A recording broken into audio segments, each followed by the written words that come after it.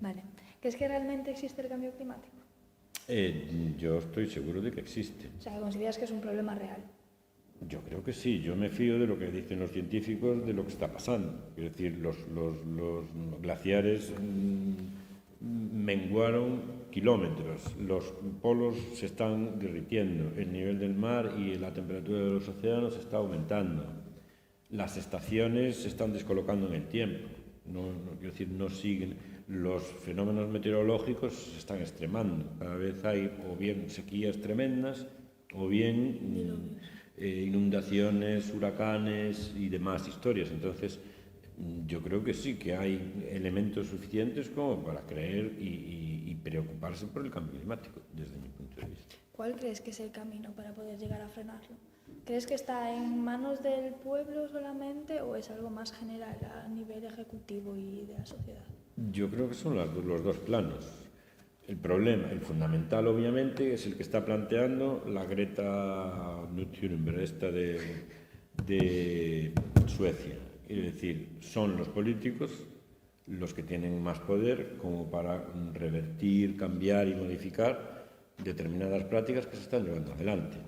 Y entonces eso se hace a través de leyes, eso se hace a través de cambios en las políticas energéticas, eso se hace, por ejemplo, prohibiendo de una puñetera vez ya los combustibles fósiles, eso se hace creando otro sistema de movilidad en las ciudades donde el transporte público y los transportes no contaminantes sean los únicos permitidos para acceder a las ciudades. Y eso todo tienen que legislarlo los políticos. Para eso los votamos y para eso los pagamos. Entonces, en ese sentido, la manera de abordar el cambio climático tiene que ser esa, a través de leyes, a través de acuerdos y a través de intervención de los políticos que paren al mercado, porque si no el mercado lo único que entiende es de beneficio. Ahora bien, también es necesario un cambio en nuestro estilo de vida. A nosotros nos están educando desde pequeñitos para que consumamos, porque si no consumimos, la economía no va bien. Si la economía no va bien, no hay trabajo. Si no hay trabajo, vivimos mal. Entonces hay que consumir. Y llega un momento en que, claro, eso que está generando, ese no parar, está generando el deterioro medioambiental que estamos viviendo. Entonces habrá que ver que a lo mejor tenemos que parar un poco y no plantearnos pues, que en cada casa haya 2 coches, o que pongamos la calefacción a tope 6 meses en vez de solo los 2 o 3 meses más fríos, o cuestiones de ese tipo. Entonces, eso, en la vida cotidiana también nos jugamos eso. ¿Y crees que ese cambio que tendríamos que hacer afectaría a nuestra comodidad de vida, por así decirlo? A ver, en cierta medida sí, porque tienes que renunciar a determinadas cosas. Pues, por ejemplo, a mí lo que me parece más, ¿cómo se dice?, más contradictorio, por ejemplo, donde vivimos más esa contradicción, es a todos nos gusta viajar, ¿vale? Para viajar y viajar al extranjero. Entonces, para viajar, normalmente contratas compañías low cost y quieres viajar en avión barato, pero resulta que los aviones son de lo que más contamina y lo que más genera gases de efecto invernadero. Entonces, ¿dejamos de viajar? Los que somos pobres, ¿solo van a viajar los ricos? ¿Tenemos que poner impuestos más duros para que la gente pobre no pueda viajar y se viaje menos y haya menos aviones dando vueltas por la atmósfera? Esos son los dilemas morales de los que me estás hablando tú. Entonces, ¿deterioraría mucho mi calidad de vida el hecho de que no pueda viajar una vez al año o 2 veces al año? Pero ya no solo a nivel de viaje, sino en el día a día, en los pequeños detalles. Pues en los pequeños detalles igual, quiero decir, si tú tienes 2 móviles o cambias la ropa cada estación, cada 3 meses, o te gusta comer hamburguesas 5 veces al día, quiero decir, esas cosas del día a día, supuestamente lo haces porque es muy necesario y porque te hace muy feliz. a lo mejor si lo piensas, el hecho de no comer 5 hamburguesas 5 días a la semana, pues no deja de hacerte feliz. Quiere decir, comes una a la semana y el resto del día pues comes pasta o comes verduras o comes pescado. ¿Qué pasa? Es decir, es que las necesidades, ¿hasta qué punto son necesidades reales o son necesidades creadas e inducidas por un mercado que quiere que consumas? Consumismo, básicamente. Efectivamente. Vale. ¿Qué opinas del uso excesivo de plásticos, por ejemplo, en envases de frutas o que cada cosa que compramos tenga que llevar un envase de plástico? Pues en mi casa estamos en una guerra permanente. Es decir, en mi casa estamos intentando traer a casa de vuelta 0 plásticos. Entonces, tenemos bolsas grandes de estas de ir al mercado y para cuestiones de frescos, por ejemplo, pescado, carne, alguna fruta, llevamos tuppers. Por lo tanto, no traemos ni llevamos ninguna bolsa de plástico. Es decir, sobre todo no traemos ninguna bolsa de plástico. Pero aún así te resulta complicado no comprar artículos que no tengan plástico. No, lo estamos consiguiendo en parte. A ver, siempre hay excepciones, pero de las veces que vamos a la compra, la mayor parte de las veces venimos sin plástico ninguno. Ni en envoltorio de legumbres. No, en absoluto, no, porque vamos al mercado. Yo voy al mercado tradicional, entonces... A granel, por así decirlo. Claro. Y en las grandes superficies, ya, por ejemplo, ahora se consiguió que vendieran unas bolsas de redecilla, precisamente para no traer bolsas de plástico. Son unas bolsas de redecillas reutilizables. Tú coges tus tomates, tú coges tus plátanos, los metes en la bolsa de redecillas y luego en la bolsa de la compra vas a la caja, lo pagas y ya está. Sustituyendo así las bolsitas de plástico que vienen en... Efectivamente. Vale. Quiero decir, las bolsas de plástico en mi casa casi conseguimos que no entre ni uno. ¿Y qué opinas del cambio climático relacionado con el consumo de carnes? A ver, hay que mirarlo con perspectiva. Si viviéramos en Norteamérica y tuviéramos las costumbres que tienen los norteamericanos, bueno, y la gente del Cono Sur también, veríamos que comen carne 6 días de 7 a la semana y que son 200 y pico millones, si no recuerdo mal, o 300 y pico millones, Estados Unidos de América. Para producir carne, para comer a ese ritmo, necesitas granjas de millones de vacas. Millones de vacas. Está demostrado que esas granjas de millones de vacas generan gases, efectos invernadero que salen del culo de las vacas, de las millones de vacas, de los millones de culos, y que eso genera también gases de efecto invernadero. Entonces, si a eso le sumas que la sociedad americana está padeciendo una enfermedad que es la enfermedad de la obesidad desde el mundo infantil, pues yo creo que sí, que el consumo excesivo de carne no está mejorando nuestra vida, por mucho que disfrutemos comiendo chuletas o comiendo hamburguesas. Es decir, comemos carne de más. Y producir, el problema es producir todo a gran escala. Eso repercute de una manera tan negativa en el planeta que no nos damos cuenta. En cierta parte, la globalización y las grandes industrias, porque si si se produciese a nivel local, el problema no sería tan grande, porque se produciría solo para esos pequeños locales y cada uno se preocuparía de hacer lo suyo propio, ¿no? Ya, pero fíjate tú que la mayoría de la población mundial vive en ciudades, y las ciudades son pues de 2 millones, 3 millones, 4 millones, 20 millones. Y ahí ya no hay un productor local. O sea, a ese tipo de aglomeraciones urbanísticas solo llegan a partir de grandes explotaciones. Por eso es el concepto de sostenibilidad. Eso no es sostenible. Eso no es sostenible. Entonces, algo tendremos que hacer, o cambiamos nuestras dietas y nuestra manera de comer, o cambiamos la manera de producir carne, o incrementamos el precio y producimos menos, no sé, alguna cosa hay que hacer, Pero esto es insostenible, es un problema de insostenibilidad. ¿Y qué opinas de los grandes gobernantes de algunos países como Estados Unidos, Brasil, que no creen en el cambio climático?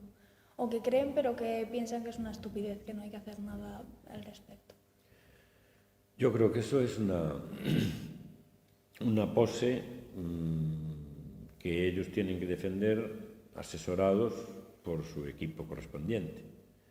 Pero en el fondo lo que están es respondiendo a intereses de tipo economicista. Quiero decir, el problema de un político, como por ejemplo Donald Trump, es que necesita financiación para hacer su política y para hacer su campaña y para el partido. ¿Quién lo financia? Las grandes empresas. Entonces, son las grandes empresas a las que, por ejemplo, petroleras, a las que no les interesa que se hable del cambio climático como una preocupación mundial. Entonces, lo único que hace el político de turno, en este caso Donald Trump, es reproducir el mensaje que le dan empaquetado para que suelte a la opinión pública. Yo estoy convencido. Claro, negarlo, porque a las petroleras no les interesa eso. Las petroleras están muy contentas con la versión que dice que el aumento de la temperatura y todo lo que se dice o se asocia con el cambio climático es debido a ciclos que se dan entre los planetas y en el giro que hace la Tierra ante el Sol, y que eso pasará. Como si lo que estuviéramos haciendo los seres humanos en el planeta no tuviera nada que ver. Y eso es de lo que nos quieren convencer. Yo creo que es un problema de intereses. ¿Piensas que la educación es una parte fundamental para poder luchar contra esto? La educación para cambiar hábitos, sí, está claro. O sea, la única manera de que nosotros cambiemos hábitos es que nos vayamos creyendo cuáles son los problemas y que vayamos, ¿cómo se dice?, ensayando otras maneras de vivir que superen esos problemas. Y eso se consigue mediante la educación. La educación, lo que debería ser así, no solo comernos el tarro con explicaciones sobre sistemas de filosofía, sino, es decir, hay hábitos que hay que cambiar. ¿Cómo podíamos cambiar esos hábitos? Punto. Pero estarás de acuerdo conmigo que ya no es solo la educación que se imparte en los centros, sino la mentalidad de los padres y los tutores legales de los niños y de las nuevas generaciones, que también, por mucho que te digan en el colegio, si a ti en tu casa te dicen que no, que eso es una tontería y que está bien, la cosa no avanza. Es que cuando hablamos de educación hablamos de una responsabilidad de toda la sociedad. Entonces, no solo las familias, los medios de comunicación. Es decir, si los medios de comunicación no se ponen de acuerdo en mantener un discurso claro con respecto a esto, como lo que está pasando ahora con el tema de la ludopatía y los locales estos de juego cerca de los colegios, y no sé qué y no sé cuánto. Y hubo una manifestación hace un fin de semana o dos. Quiero decir, por un lado, en los colegios, las escuelas y tal y cual, se está diciendo a los niños que el juego es malo, que crea adicción, que no vayan a jugar, y por otro lado, las empresas de juego alrededor de los institutos montan pues tropecientos salas de juego. Está bastante bien explicado todo, hemos hablado un poco de todo, consumismo, las soluciones, el problema en general, las bases y todo, así que bueno, muchas gracias. A vosotros. Y ya nos veremos en otro recreo. Hola. Hola, ¿Y tu nombre? ¿Cómo te llamas? Julio Vázquez. Julio Vázquez. Vale, vamos a hablar del cambio climático. Vale. Y quería preguntarte cuáles crees que son las principales causas de este problema y qué relación tiene con el consumismo, capitalismo, la gran industria, bueno, un poco en general. Vale. Aunque el planeta ha sufrido cambios climáticos en el pasado, la principal causa es la humanidad. ¿Sí? Y el uso de combustibles fósiles. Es el mayor problema que tenemos. El uso de combustibles fósiles, porque hasta ahora utilizamos petróleo para todo, carbón para todo, gas, menos contaminante, pero para todo. Entonces, ahora que tenemos acceso a nuevas tecnologías y a energías renovables, pues habría que ir sustituyéndolas poco a poco. ¿Y crees que eso nos lo facilitan o solamente nos ponen trabas? Las grandes industrias, que es lo que controla prácticamente el planeta entero, los petroleras y... Bueno, yo creo que se han dado cuenta de que aunque en principio temieran perder dinero, ahora se dan cuenta de que eso también puede ser un negocio. Los coches híbridos cuestan un poquito más que los otros, los coches eléctricos todavía tienen su coste elevado. Entonces, además, ahora las compañías empezaron, las petroleras y eso, empezaron a invertir en eléctricas y en compañías de renovables, porque ven que ahí también hay mucho dinero. Entonces, aunque solo sea por eso, parece que están empezando a cambiar de opinión y permitiendo el acceso a tecnología que creo habría ya hace 10 o 20 años. Pero ¿no crees que, aun por mucho que estén permitiendo el acceso, el hecho de que esas energías renovables sean más caras, las pongan a precios más altos que las fósiles, no es como una traba para poder conseguir el avance? Bueno, depende de... Si lo miras desde ese punto de vista, no. Porque ellos te van a alegar que para conseguir esas tecnologías invirtieron mucho dinero durante muchos años y ahora lo tienen que recuperar. ¿Me entiendes? Sí. Pero también es cierto que, claro, tú no le puedes decir a una empresa que se dedica a eso que mañana tienes que dejar de extraer petróleo y de utilizarlo. No puedes hacer eso porque además mucha gente se va a la calle. Entonces, aunque solo sea de la gente que depende su trabajo de esas industrias, tienes que hacerlo progresivo. Entonces, ¿tú piensas que el bien de un individuo está por encima del bien común, que es el planeta? No, creo que hay un punto intermedio entre las dos cosas. No puedes partir y dejar a miles de personas en la calle. Tienes que hacerlo progresivo, que para eso tienen que ayudar los gobiernos. Tienen que hacer un plan, como se hizo con la minería. Sí, vamos a cerrar las minas de carbón. Vale, la vamos cerrando y la cerramos en un periodo de 10, de 15 años, 20, para que la gente se vaya jubilando y no entre más gente a trabajar. Y cuando llegue el momento y quede poca gente, pues se les da una indemnización o se les pone a trabajar de otra cosa. Sí, hay que hacerlo. ¿Cuanto antes? Sí, pero no a lo bruto, pensándolo con calma. Bien. ¿Cuáles crees que son los efectos a simple vista, o sea, que podemos apreciar nosotros de este cambio? Que nos afectan progresivamente, pero que sí que se notan el cambio en a lo mejor 15 años atrás, o 20 o 30. Bueno, el tiempo es mucho más impredecible. El tiempo atmosférico es mucho más impredecible. Puede hacer sol perfectamente en octubre y hacer frío en junio. Totalmente imprevisible. O llover cuando aquí llovía antes 3 meses seguidos prácticamente cuando yo era pequeño, ahora llueve pues de vez en cuando. No solo eso, sino que aumenta el porcentaje de fenómenos atmosféricos drásticos, como inundaciones en partes donde antes no las había, tornados donde antes no las había, sequías en zonas donde antes no las había. Todo se vuelve mucho más drástico, no solo calentamiento, sino que los fenómenos, todo se vuelve mucho más drástico.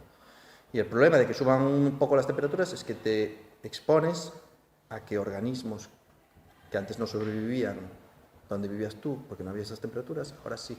Como por ejemplo, parásitos bacterianos, enfermedades víricas que antes solo había en los trópicos y ahora las tenemos aquí.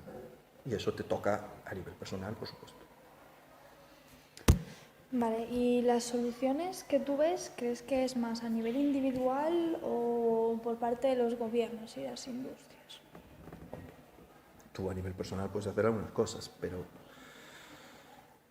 alguien te tiene que apoyar a nivel de las industrias y a nivel gubernamental te tienen que apoyar, porque si no, tú a nivel personal puedes reciclar y puedes estar, pero sí, eres una pequeña parte de la maquinaria. Hay partes más grandes de la maquinaria que son los que tienen que actuar antes y dar ejemplo a las personas de a pie. Hay que dar ejemplo. ¿Y qué opinas de la gente que lo niega, el negacionismo de algunos presidentes, por ejemplo, de Brasil, que mandan a Amazonas diciendo que son accidentales, pero que realmente lo más probable es que sean, ¿sabes?, con las ganas de hacer eso para poder quemar Amazonas, para poder plantar más, para alimentar al ganado, o Trump que lo niega por diversos motivos? Pero Trump es un empresario. A Trump lo único que le importa es el dinero. Y después, gente egoísta y gente que no le importa ser inculta, por no llamarlos tontos directamente, o estúpidos, o subnormales, que no queda bien, pero bueno, siempre la hubo en el mundo. El problema es que ahora tienen acceso a puestos de mucha responsabilidad. ¿Por qué? Porque la gente los vota. La gente los vota. ¿Por qué la gente los vota? Porque la gente solo le interesa las cosas a nivel personal. Entonces te vienen y te dicen, no te preocupes que tú vas a tener todo lo que necesites. Tú vótame, que yo te ofrezco X. Entonces la gente le importa el resto nada. Es El resto, hablando populismo. del resto de personas, El del planeta, por ejemplo, sí, no les importa. Ellos, mientras ellos vivan bien y a gusto sus vidas, lo que pase con sus nietos o sus tataranietos, eso no les importa. No. La gente, mucha gente, lo que busca es el ahora. Entonces, si tú les prometes algo para ahora, las otras 50 cosas que diga esa persona, les da igual. Es egoísmo, puro y duro, nada más. Comprendo. Entonces, bueno, yo creo que lo esencial está hablado, más o menos causas y soluciones. ¿Tú qué crees? ¿Cómo se podría solucionar todo esto?